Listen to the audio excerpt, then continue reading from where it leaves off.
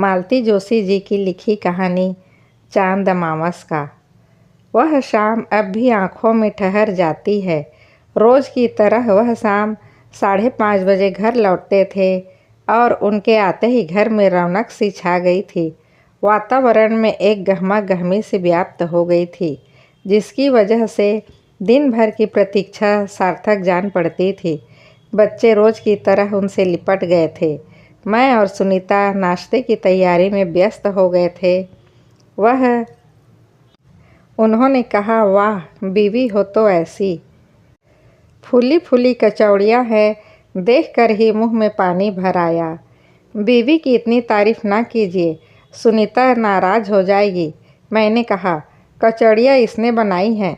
अरे वाह, आगरा वालों ने थोड़े ही दिनों में अच्छी ट्रेनिंग दे दी है। यह क्या बात हुई? मैंने तुनक कर कहा, क्या हम लोगों ने पहले से कुछ सिखाया ही नहीं था?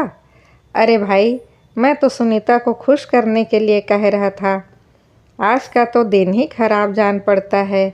एक बात कहूँ तो उसे बड़ा बुरा लगता है, दूसरे को कहूँ तो नाराज़ हो जाती है। आप तो चुपचाप नाश्ता कीजिए, कुछ भी खाने कहने की ज़रूरत नहीं है। सचमुच वह एकदम मौन हो गए, आँखों से ही प्रशंसा के भाव जताते रहे। सुनीता कुछ देर तो टुकुर टुकुर उन्हें देखती रही, फिर धीरे से बोली, आज कोई डाक नहीं आई भैया? अरे भाई, रोज़ रोज़ डाक कहाँ से आएगी? प्रमोद के कल ही तो चिट्ठी आई है।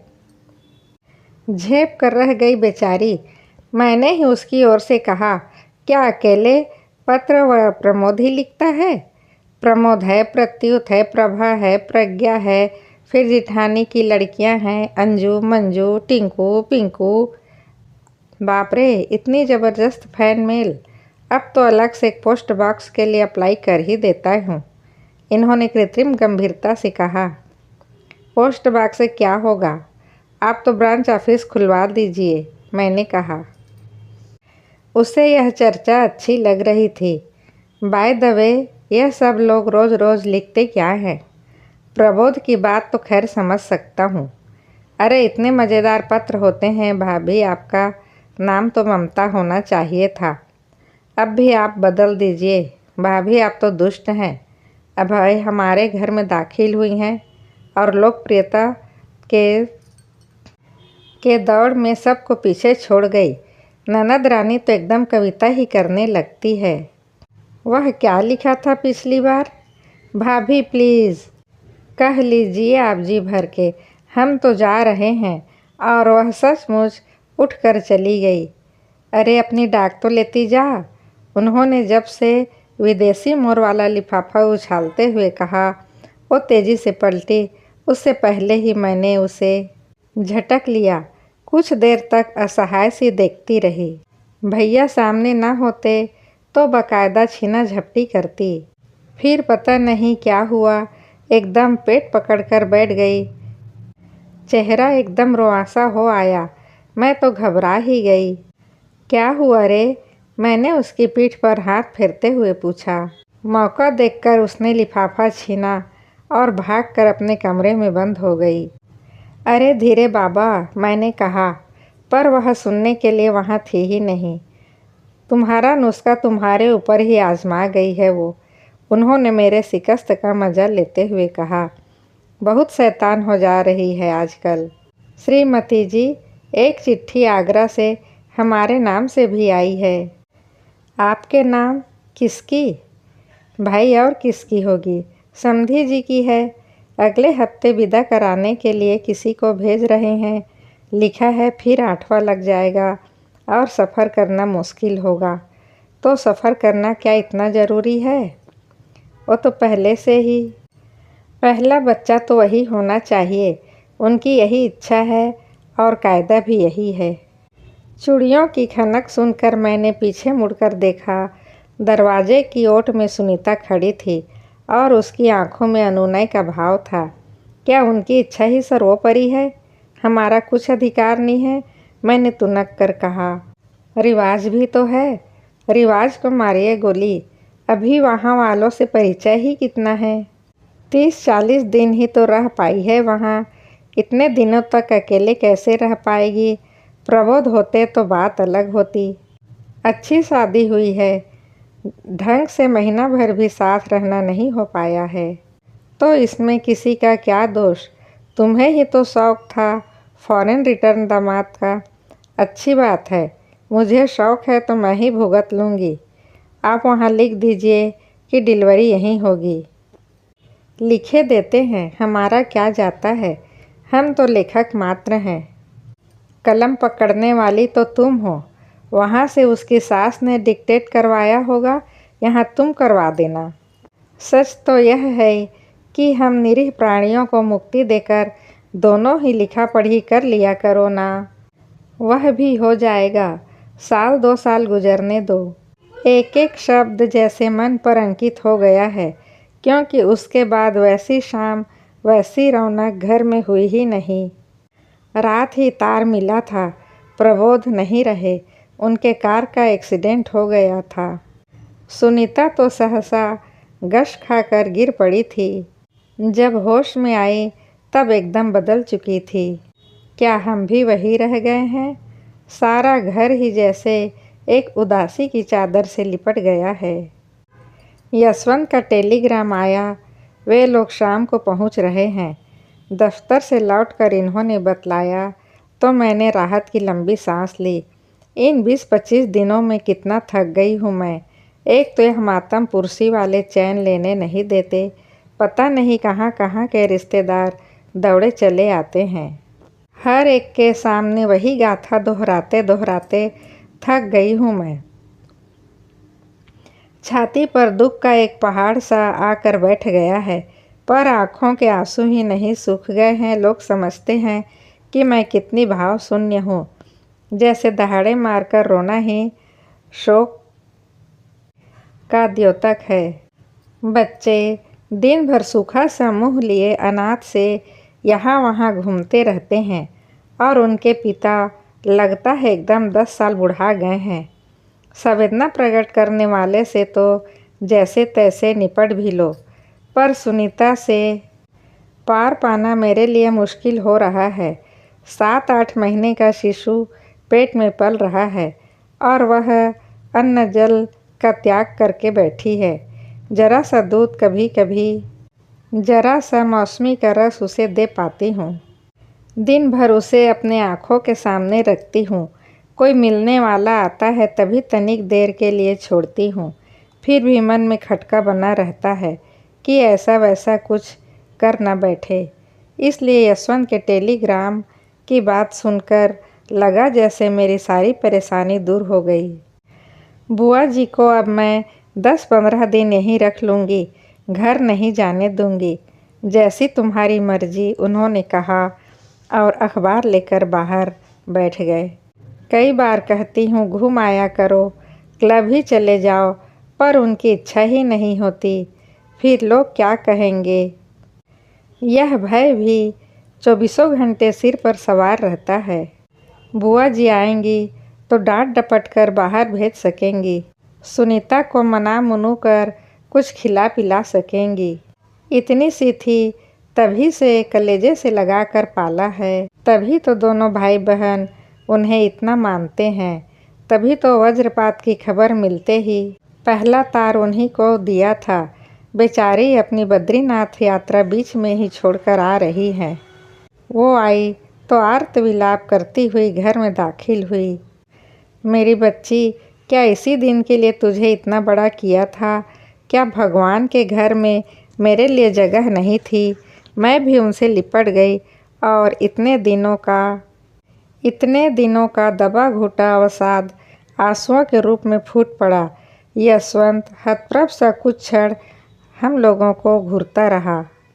बुआ जी का आवेग कुछ शांत होते ही कठोर स्वर में बोला, माँ तुम क्या यहाँ इस तरह ही धुआंधार रोने के लिए आई हो? तुमने वादा किया था मुझसे। बेटा, रुलाई क्या किसी के कहने से आती है?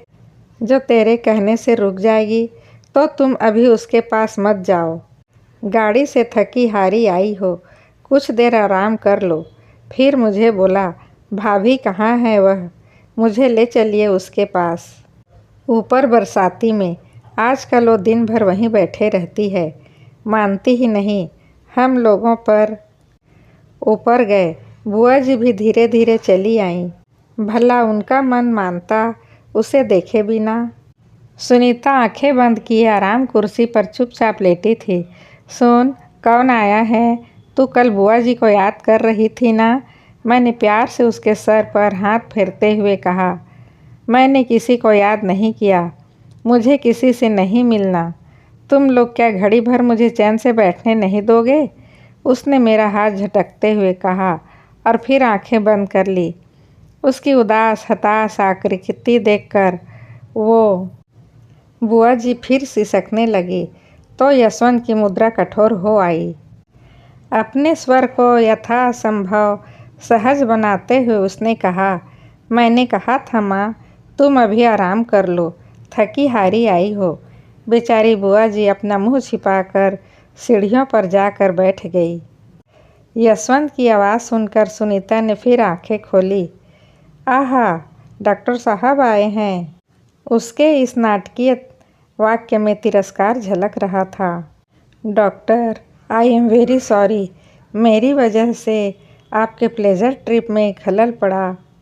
यह प्लेजर ट्रिप नहीं था, तुम्हें मालूम है मैं माँ के साथ बद्रीनाथ जा रहा था। हम लोग रुद्रप्रयाग में थे। जब वह चुप हो गया। जब भैया का पत्र मिला।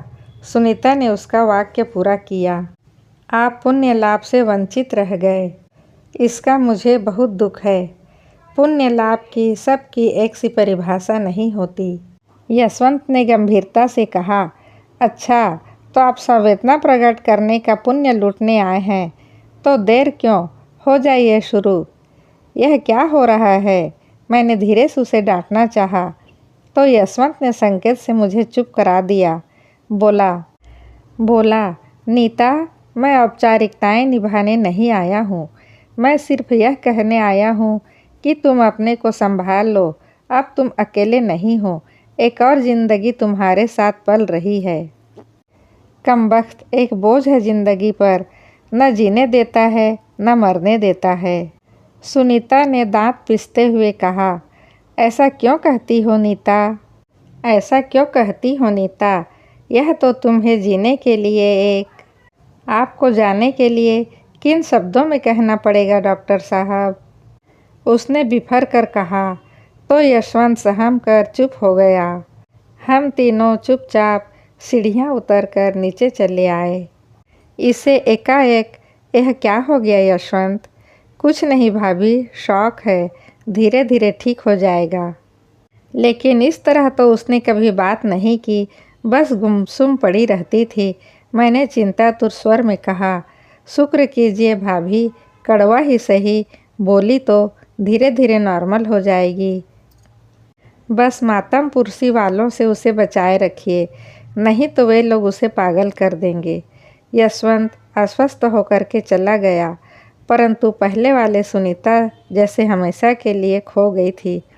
उसकी खनकती हंसी की तो इस समय आशा भी नहीं थी, परंतु उसकी मधुर बोली भी इस समय कहीं खो गई थी। बुआ जी दिन रात उसके आगे पीछे लगी रहती, पर वो उन्हें अपमानित करने का एक अवसर नहीं चूकती। मुझे बार बार डर लगता कहीं बुआ जी नाराज होकर चल ना दे, पर वह तो ममता की साक्षात प्रतिमा थी। उल्टा मुझे ही समझाती, बहू इस समय क्या वह अपने होश में है? उसकी बातों का क्या बुरा मानना। सच बुआ जी, आप पिछले जन्म में इसकी माँ रही होंगी। मैं कहती तो उनकी आंखें भर आती। सच मुझे जो किसी ने बताया नहीं होता तो कभी जान न पाती कि बुआ जी से इन लोगों का कोई रिश्ता नहीं है। सिर्फ गांव के नाते ही वह बाबूजी की बहन थी। इकलौते बेटे की पढ़ाई के लिए जब उन्होंने शहर में आकर रहना चाहा तो बाबूजी ने खुशी खुशी उन्हें बुला लिया, रहने के लिए कमरा दिया और अपनी रसोई और मातृविहीन दोनों बच्चे उन्हें सौंप दिए। अब तो बाबूजी नहीं रहे, पुराना घर भी नहीं रहा। डॉक्टर बनने के बाद यशवंत भी बुआ जी को अच्छे से घर में ले गया, पर पुराने स्नेह संबंध अब भी वैसे ही थे। प्रसव का समय निकट आता जा रहा था और मेरा मन आशंकाओं से भर उठा था। कहाँ तो मेरी जिद थी कि डिलीवरी यहीं होगी और कहाँ अब रोज़ आगरा वालों के पत्र का इंतज़ार करती। सुनीता को संभालना मेरे बस की बात नहीं थी और बुआ जी को भी कब तक रोके रखती। उसके ससुराल वाले बड़े निर्मोही निकले। कहाँ तो इतना प्यार बरसा रहे थे, अब कोई देखने भी नहीं आया। और तो और अब सगुनी कहकर पत्रों में तिरस्कार करने तक से भी नहीं चूके। मैं दिन में 20 बार कोसती तो ये कहते, जरा उनकी ओर से सोच कर देखो कुसुम, उनका दुख कितना बड़ा है हमसे। सुनीता का और उनका परिचय कितना गहरा है। ज़्यादा गहरा आघात तो उन्हें लगा है, पर अब तो दोनों परिवारों को जोड़ने वाली कड़ी ही न रही तो उन्हें हम क्या कह सकते हैं। इसके जवाब में कहने को तो 100 बातें मेरे पास थी, पर इनका सूखा मुंह देखकर चुप रह जाती थी। बड़े अजीब से दिन बीत रहे थे। इन दिनों यशवंत ने मुझे बहुत सहारा दिया। वो रोज़ आता और उसके आने से घर के ठहरे हुए माहौल में कुछ गति आ जाती।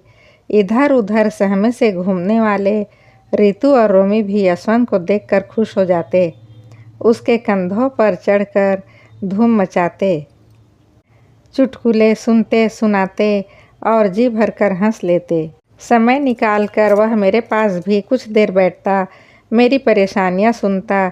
इससे मुझे राहत मिल जाती। पहले 2-3 दिन वह सुनीता के पास भी बैठा, पर उसे देखते ही वह रौद्र रूप धारण कर लेती और जो मन में आता बकने लगती। तब से वह उसके कमरे में जाना ही छोड़ दिया। सुनीता के व्यवहार से मैं शोक प्रकट करती तो वह बोलता, भाभी इस समय वह बहुत अपसेट है। सुख का लबालब भरा प्याला उसके हाथ से एकाएक छूट गया है। इस कारण उसका संतुलन बिगड़ गया है। उसे बहुत सावधानी से टेकल करना होगा। उसकी स्थिति कहीं जाने लायक होती तो मैं सलाह देता। उससे बहुत अंतर पड़ता है, पर मजबूरी में चुप हूँ। उनकी यही बातें हमारे लिए संजीवनी का काम करती थी, नहीं तो शायद हम सब के सब बीमार पड़ जाते। राम राम करके पहाड़ से दिन बीते और सुनीता ने एक दुबले पतले मरियल से बच्चे को जन्म दिया। इस प्रसव में उसका अपना भी नया जन्म हुआ था। बुआ जी साथ न होती तो पता नहीं हम लोग कैसे इसे झेल पाते। प्रसव की क्लांति से 24 घंटे तो अर्धमूर्छित सी बनी रही। होश में आने के बाद भी उसने बेटे के बारे में न तो कोई पूछताछ की, न उत्सुकता ही व्यक्त की। दिन में कई बार मैं उसकी उत्सुकता जगाने का प्रयत्न करती। कभी नामों की लंबी फेहरिस्त सुनाती, कभी बेबी की बुनाई की डिजाइन पूछती या रंग चुनने को कहती, पर वो गुमसुम बनी रहती। बहुत हुआ तो खींच कर कहती, इस अलामत को क्यों पाल रखा है भाभी तुमने? किसी अनाथालय में भेज दो ना। उसकी ऐसी बातों से मेरा उल्लास ठंडा पड़ जाता और मैं उस नन्हे से जीव को छाती से लगा लेती, जो माँ के पास रह कर भी ममता का भूखा था। 5-6 दिन जब ऐसे ही बीत गए, तब बुआ जी ने एक दिन सुझाव दिया कि बच्चे को ज़बरदस्ती उसके पास सुला दो। मैंने सुनीता को डपट कर कहा, एक बार आँख खोलकर इसे देख तो फिर अनाथालय की बातें करना। और मैंने बच्चे को उसकी गोद में डाल दिया। उसकी आंखों में जैसे अंगारे बरसने लगे। फेंको इसे इधर से। उसने सचमुच उसे परे धकेल दिया। जरा भी असावधान होते तो सर्वनाश निश्चित था। मैं इतने जोर से चीखी कि पड़ोस के वार्ड से सिस्टर भी दौड़ी चली आई। मुन्ने को उसे सौंपकर मैं तो सिर पकड़कर बैठ गई। छाती में जैसे धौंकनी सी चल रही थी। बच्चा बेतरह रोए जा रहा था और इन सब से उदासीन वह आराम से लेटी हुई थी। शाम को जब बुआ जी आई तो पहली बार सुनीता को डांटते हुए सुना, कैसी कट करेजिन है तू, लड़के को कुछ हो जाता तो? वो तो महावीर जी ने ही रक्षा की है, नहीं तो कोई कसर बाकी नहीं थी। सुनीता ने कोई प्रतिवाद नहीं किया, वैसे ही चुपचाप पढ़ी रही। बुआ जी का पारा और चढ़ गया और देर तक वह बड़बड़ाती रही। यशवंत मुझ पर ही बिगड़ा। भाभी कितनी बार मना किया था मैंने। ओ तो ठीक है भैया, बुआ जी बोली। 2-4 दिन के लिए देर हो गई तो उसका दूध हमेशा के लिए सूख जाएगा, यही ना? उसने वाक्य पूरा किया।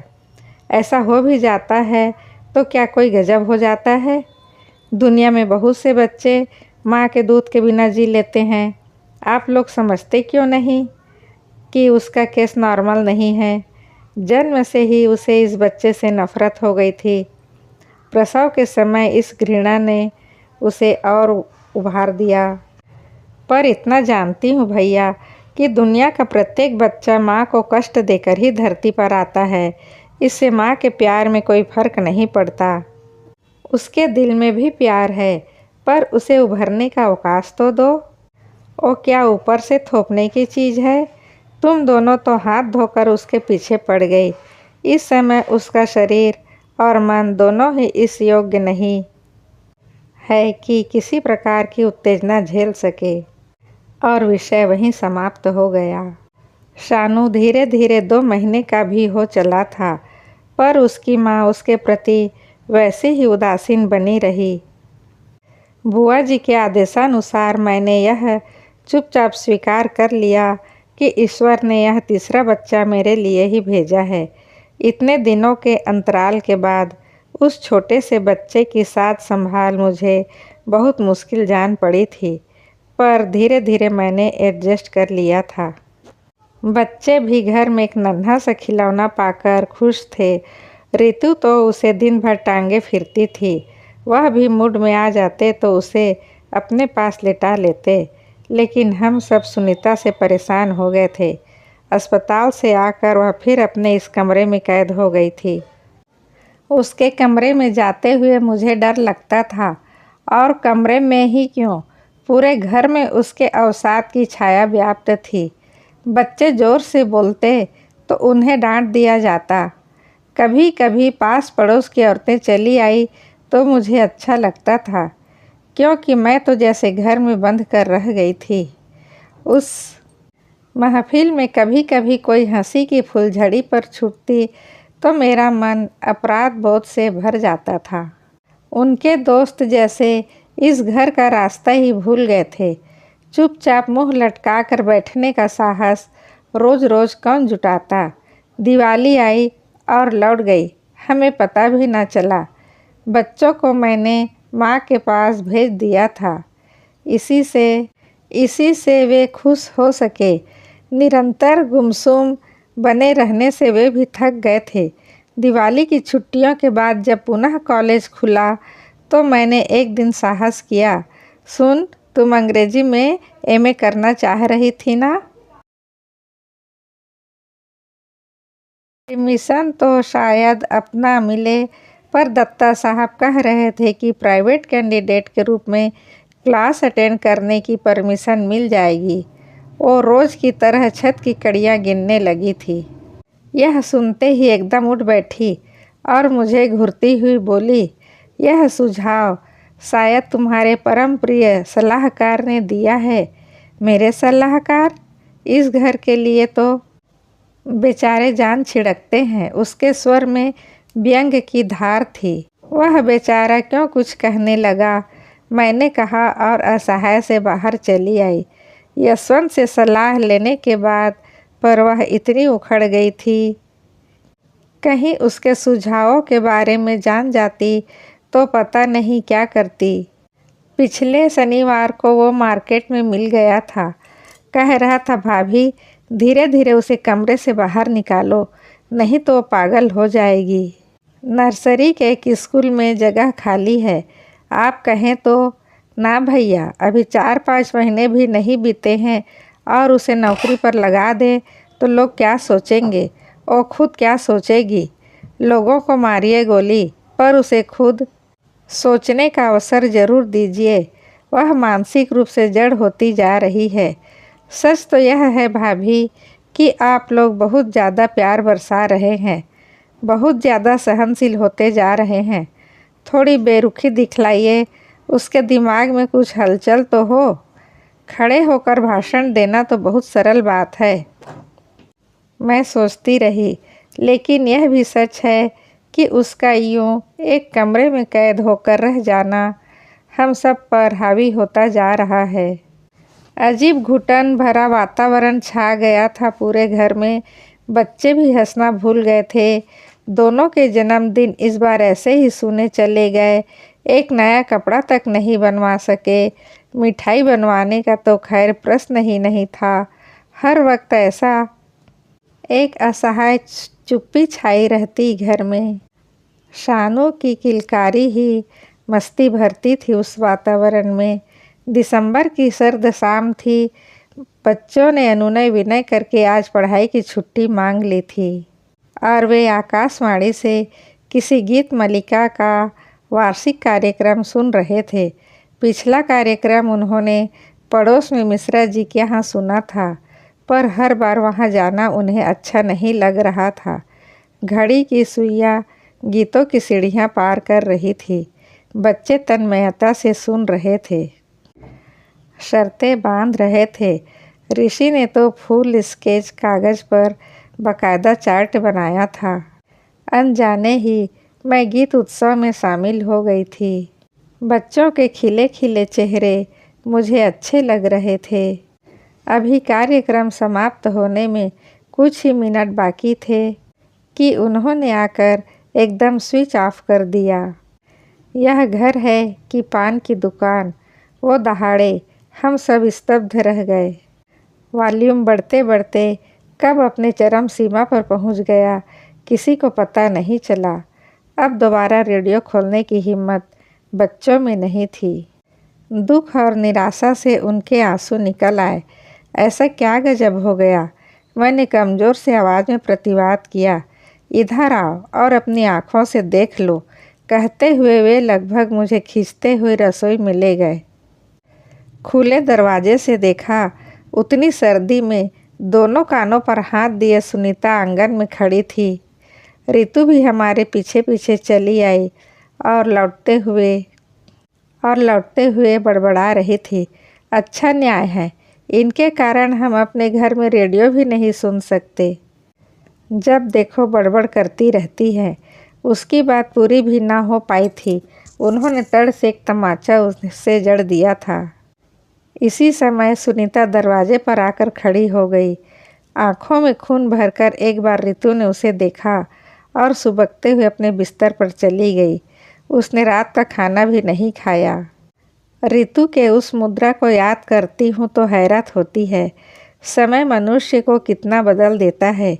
यही रितु सुनीता का प्राण थी। कभी उसे भी मम्मी से ज़्यादा उसे गोद में बुआ ही अपनी लगती थी। कॉलेज से लौटते ही मम्मी की शिकायत शुरू हो जाती और तब सुनीता उसे गोद में लेकर झूठ मूठ मुझसे लड़ने लग जाती। कई बार यह लड़ाई सचमुच की भी हो जाती थी। यूँ तो दोनों बच्चे उससे हिले हुए थे, पर रितु पर उसका विशेष अधिकार था। वो 1.5 वर्ष की भी नहीं थी जब रोमी हुआ था। वह खुद भी तो छोटी सी थी, 8वीं में पढ़ती थी, पर इतने कुशलता से सब संभाल लिया था कि बाहर किसी को भनक भी न पड़ने दी। नहलाना धुलाना, समय असमय दूध गर्म करना, रात रात भर कंधे पर डालकर उसे घुमाना, बच्चे के साथ क्या एक काम होता है। पर उसने कभी माथे पर सिकन न आने दी। हर समय हंसती रहती थी। सानू के लिए खट्टे समय यह शब्द मन में रहता है, पर उस रात मुझे उन पर बहुत रोष आया। मैंने उनसे बात तक नहीं की। मुंह फुलाए एक करवट चुपचाप पड़ी रही। उनका अपना मूड ही इतना ऑफ था कि मेरी बेरुखी की उन्होंने परवाह ही नहीं की। दूसरे दिन सुबह जब खाना लगा रही थी तो रोमी ने आकर बतलाया, बुआ कमरे में नहीं है, छत पर देखो। लेकिन छत पर वहाँ लॉन में कहीं भी नहीं थी। पड़ोस में जाने का तो प्रश्न ही नहीं था।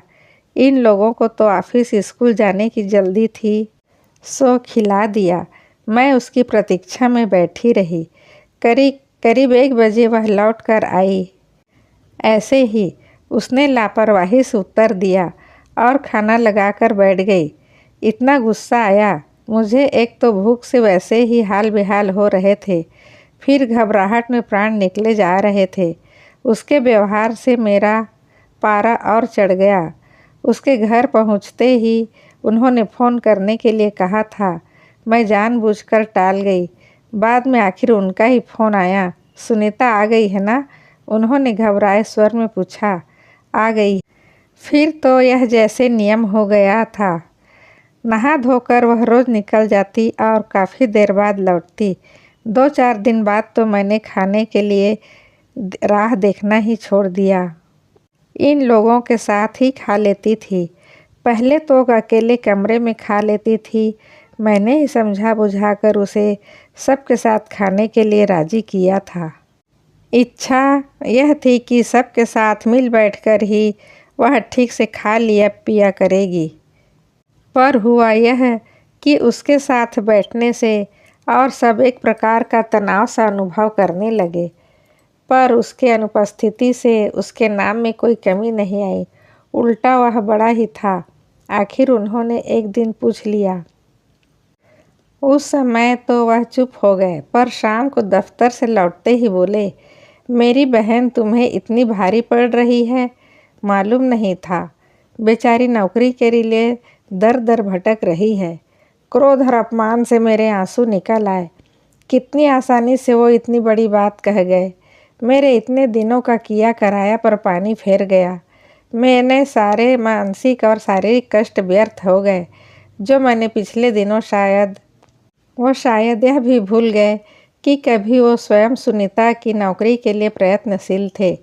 मैंने ही तब दोनों भाई बहनों का कसकर विरोध किया था।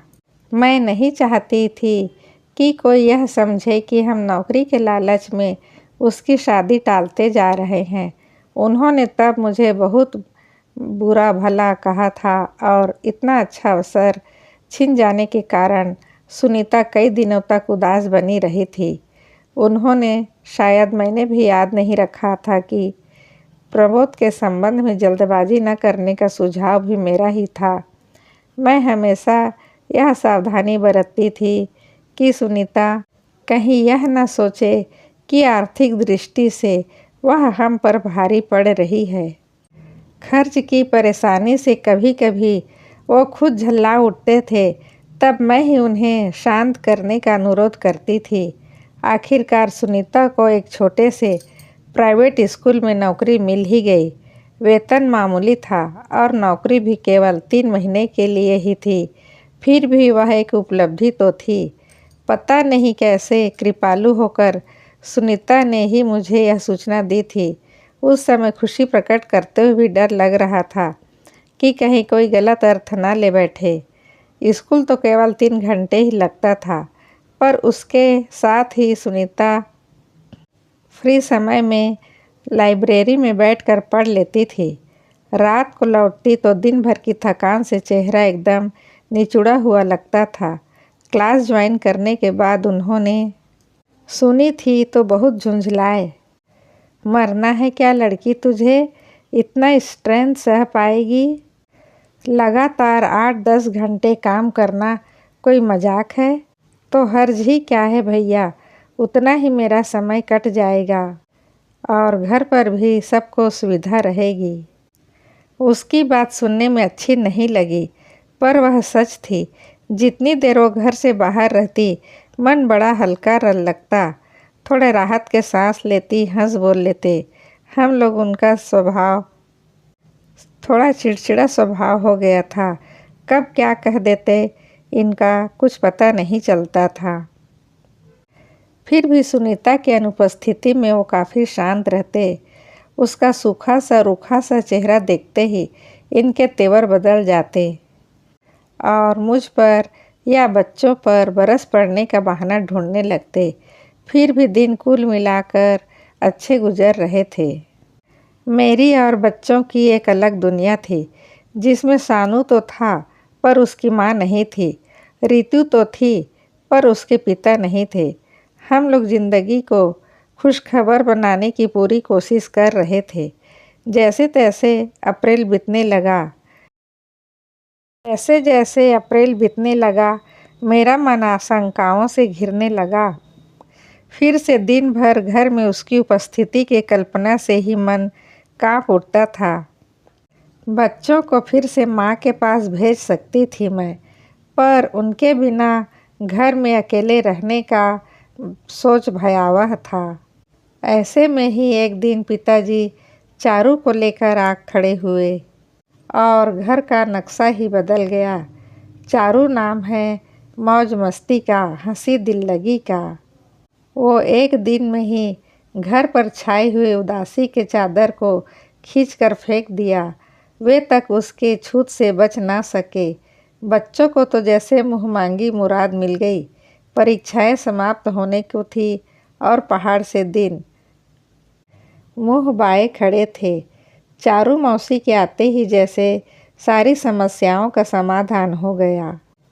पिताजी किसी विशेष उद्देश्य से ही आए थे। पिछले दिनों मैंने यशवंत का रिश्ता चारू के लिए सुझाया था। सुनीता की शादी में पिताजी उसे देख रहे थे और उन्हें प्रस्ताव पसंद आ गया और सारी बात जहाँ की तहाँ रह गई। हम लोगों की मनः स्थिति का ख्याल करके पिताजी ने भी याद दिलाना उचित नहीं समझा और हमारे पत्र की प्रतीक्षा करते रहे।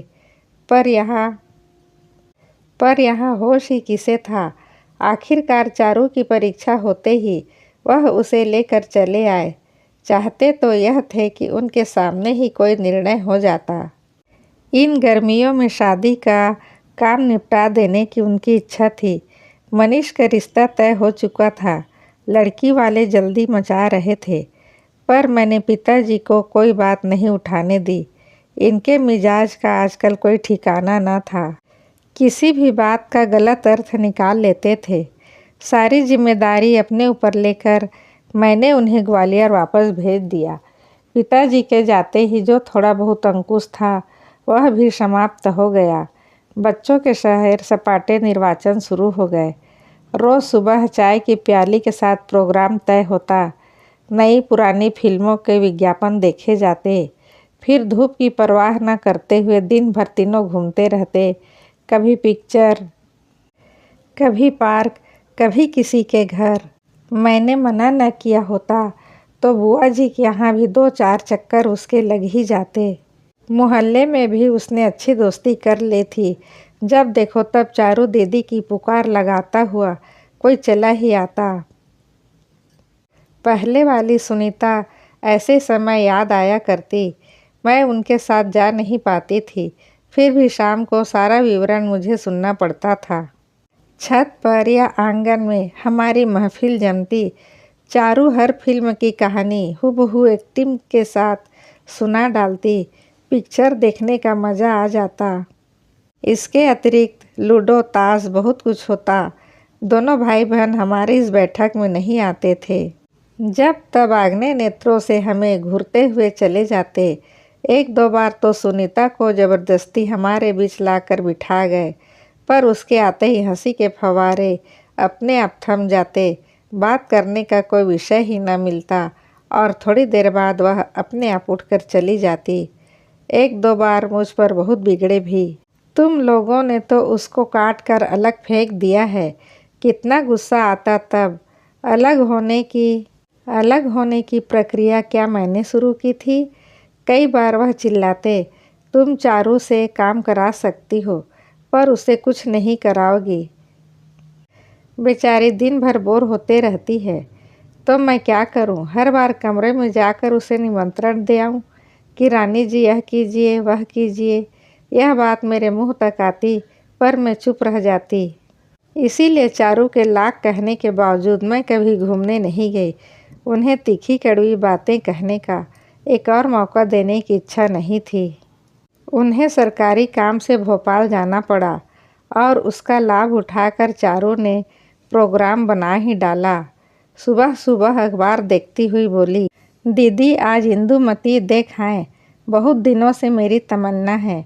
मैं हमेशा की तरह ना नुकुर करने लगी तो बोली, दीदी रानी तुम्हारे फेवरेट हीरो की पिक्चर है, इसीलिए तो आग्रह कर रहे हैं। बेचारी वैसे ही पिक्चर में कम जाते हैं आजकल। और जैसे मेरे मंतव्य को भांपकर उसने सुनीता से पूछ लिया, सुनीता दीदी आप भी चलिए ना, अभी तो छुट्टियां हैं, कोई परेशानी भी नहीं। सुनीता और मैं इस प्रस्ताव पर चकित रह गए। इतने दिनों तक मैंने पूछने का साहस नहीं किया था, पर चारू का काम फटाफट होता है, सोचने विचारने के लिए समय ही नहीं रहता उसके पास। सुनीता कोई जवाब दे, उसने फौरन जोड़ दिया, आप तो जानती हैं, आप नहीं जाएंगी तो दीदी भी नहीं जाएंगी। यह लड़की कब क्या कह जाएगी, सचमुच कुछ ठिकाना नहीं।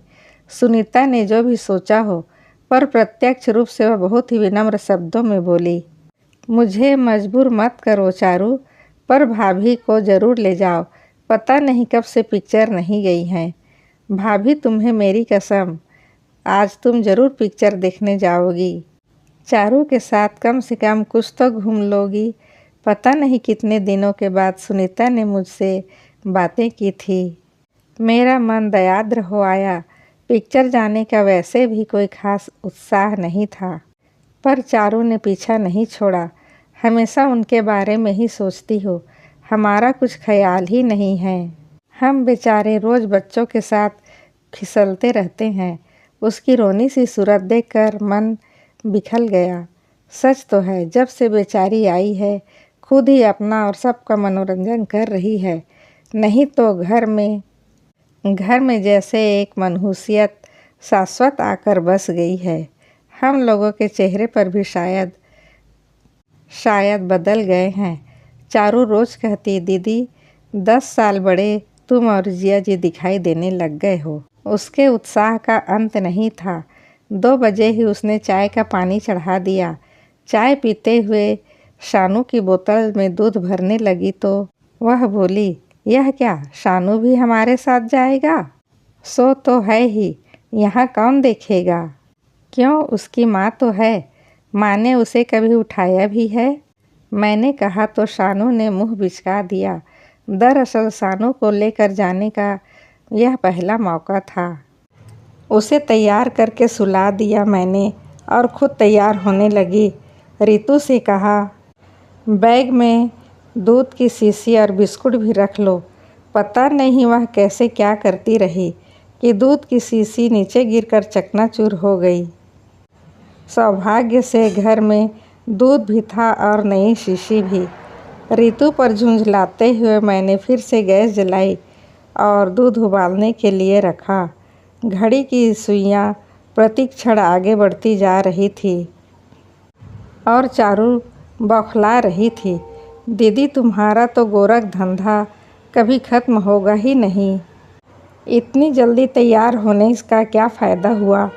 तुम तो ज़िंदगी भर के लिए रसोई में ही दफन होकर रह जाओगी।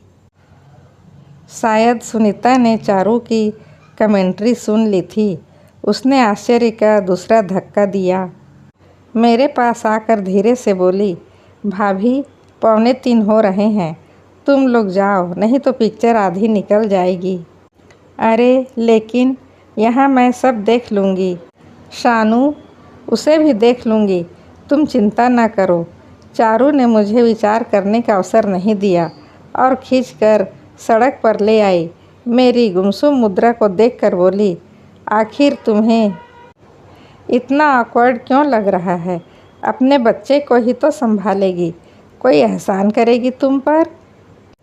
इस पगली लड़की से बहस करना क्या सरल था, और हर बात क्या कहकर समझाई जा सकती है?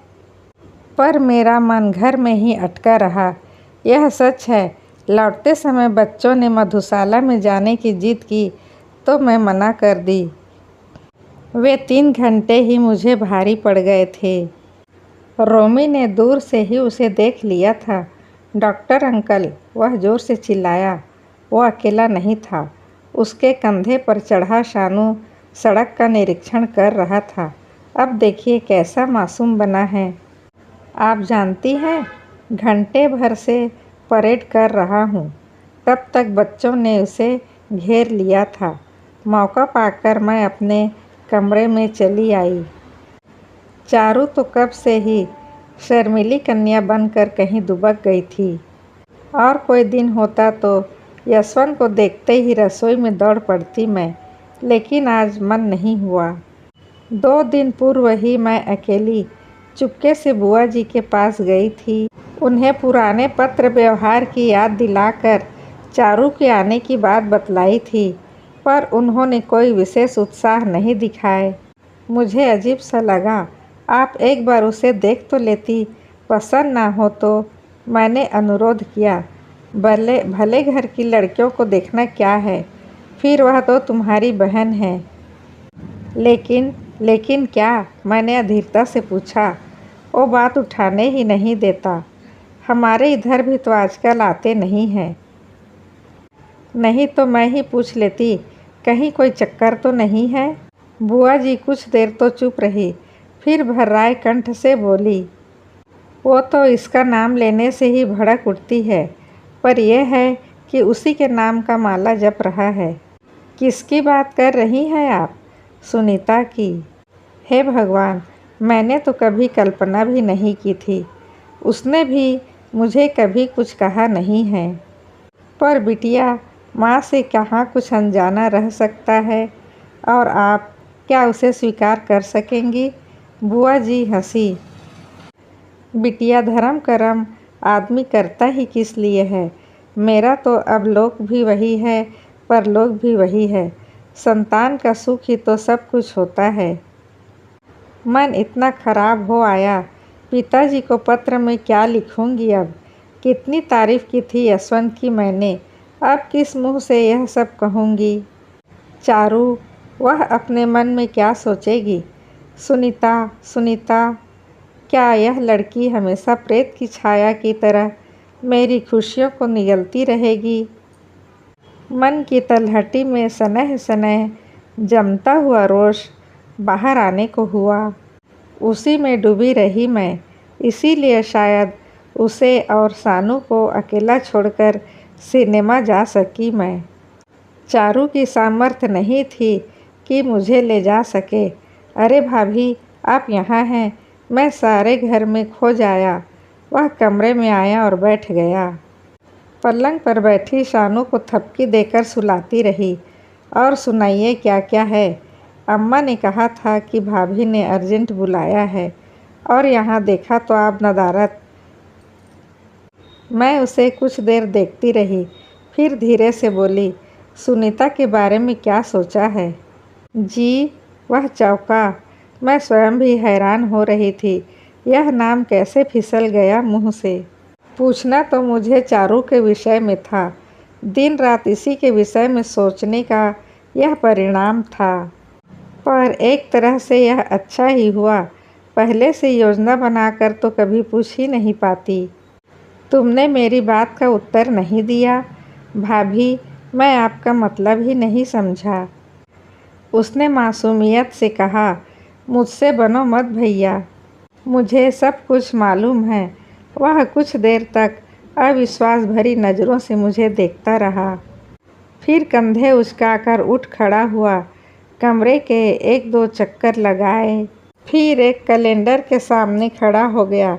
वहीं से दीवार को देखते हुए बोला, भाभी, वह तो बचपन का एक सपना था, बचपन के साथ ही मिट गया, तो फिर शादी क्यों नहीं कर लेते? कैलेंडर का भरपूर निरीक्षण कर वह पुनः अपने आसन पर लौट आया। शादी करने वाला तो था, माँ के साथ कितनी जगह तो लड़कियाँ देख आया, फिर बीच में देखिए न यह क्या हो गया।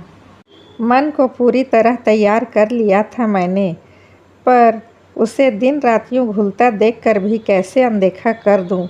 कैसे भूल जाऊँ कि इतनी बड़ी दुनिया के बीच वो एकदम अकेली पड़ गई है। जानती हैं भाभी, आज शाम जब मैं आया तब शानू और वो दोनों फुट फुट कर रो रहे थे, पर उसका रोना शानू से अधिक करुण था, क्योंकि शानू को प्यार करने वाले तो बहुत हैं, पर उसका कोई नहीं है, अपना जाया बेटा भी नहीं। तुम तो हो, तुम क्यों नहीं आगे बढ़कर उसका हाथ थाम लेते?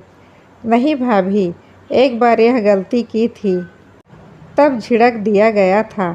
ठीक ही था, मैं रास्ते का भिखारी, मैं उस योग्य था भी नहीं।